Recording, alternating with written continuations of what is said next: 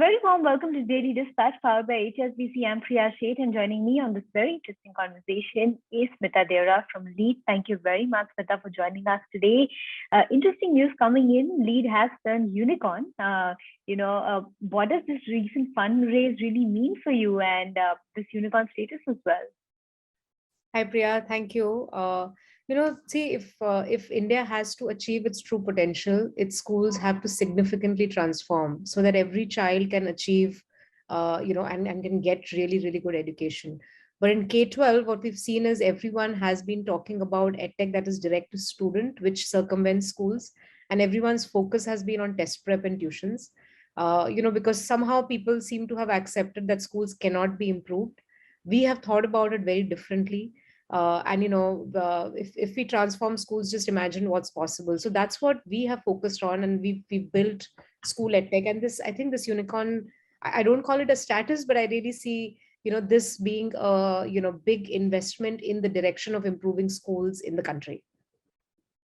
So Smita, tell us a little bit about what this $100 million is going to be utilized for, and if you could run us through what the 2022 roadmap really looks like for Lead.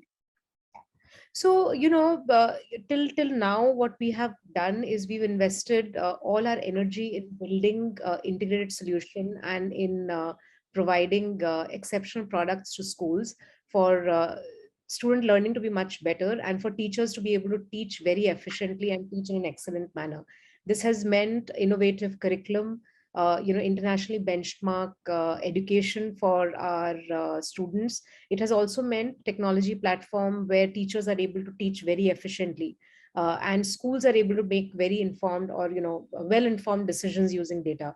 So our even with this fundraise, there will be two big areas that we'll continue to invest in. One is on building our product, which would be curriculum innovation, technology tools that make schools much more efficient, makes teachers' life easy, makes school decision making very data based.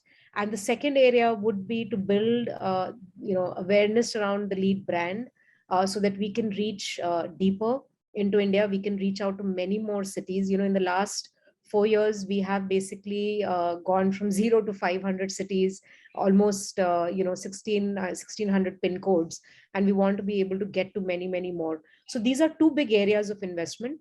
The third is we're also now looking at inorganic opportunities to fuel this growth, both again on the side of adding to our product stack and also to expand our reach. So, Smita, I want to understand from the overall category expansion front, what is on the anvil? What can we expect in terms of new areas of learning that you would like to implement going forward?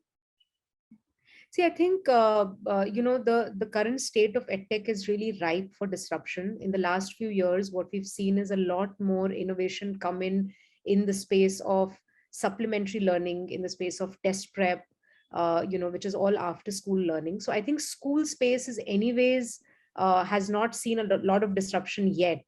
We also work with just 5,000 schools in a universe of 500,000 private schools in the country, who continue to operate with the age-old systems of teaching by the textbook, having analog systems, and not really having multimodal and integrated learning. So I think that is still an area of huge development. A lot of things that we are trying to do is essentially bring core skills learning into the schools instead of them being left as after school programs. So we did that with coding and computational thinking skills, because worldwide we're seeing that this is a core life skill which is taught in school. Similarly, 21st century skills, language skills. So these are things that we will continue to invest in. These were things which were otherwise available only to kids who were going to international schools in the metros, which we are now basically democratizing and bringing for all children, deep into the small towns in India. Right. Smita, I want to understand some key metrics that you're chasing in terms of targets, in terms of revenues. What is the kind of plan that you have overall? See, our biggest North Star metric has always been student outcomes, which is English skill growth in our students, subject mastery. We have over the last 4 years consistently delivered upwards of 70% of subject mastery. 70% of our children are above that mark, which means we don't have a bell curve in our classrooms, which is one of our biggest goals. So that will continue to be our North Star metric as we add more skill areas and as we add more, boards to our curriculum. The other, of course, more commercial metrics, business metrics are reach. We will be starting the academic year with 5,000 schools, close to 2 million students. We want to get to 60,000 schools, 25 million students in the next 4 years. This would still be 12 to 13% of the market, not that much. And I think, some of our important metrics for our business are school retention, which is upwards of 90% right now, and we'll continue to sort of maintain that. Right. And just a final word on, targets in terms of overall revenues by 2025. Is there a target that you've set in terms of overall growth and revenue? Yeah, I think this year we are at 80 million, exit annual revenue run rate, and our goal is to get to 1 billion, in the next 4 years, and that's the big 2026 goal that we're going after.